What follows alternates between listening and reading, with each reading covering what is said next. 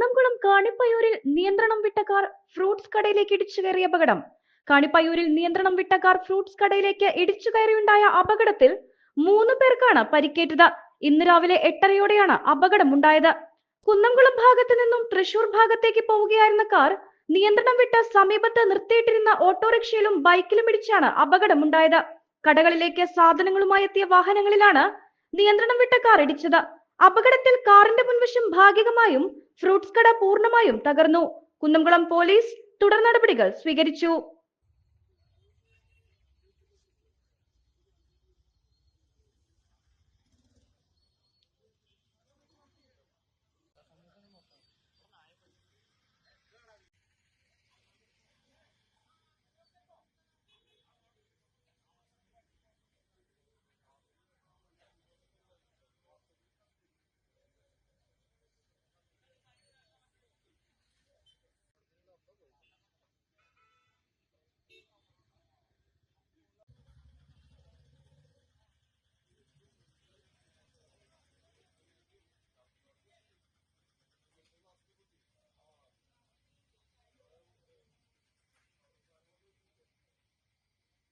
പെണ്ണു കൊതിക്കും പെണ്ണിനെ കൊതിപ്പിക്കുന്ന കനക കടകാഭരണങ്ങളുടെ കമനീയ ശേഖരവുമായി പട്ടാമ്പി പട്ടണത്തിന്റെ കനക കൊട്ടാരം Manukas gold and diamonds, Manukas tower railway ഓവർബ്രിഡ്ജിന് സമീപം, മെയിൻ റോഡ്, പട്ടാമ്പി.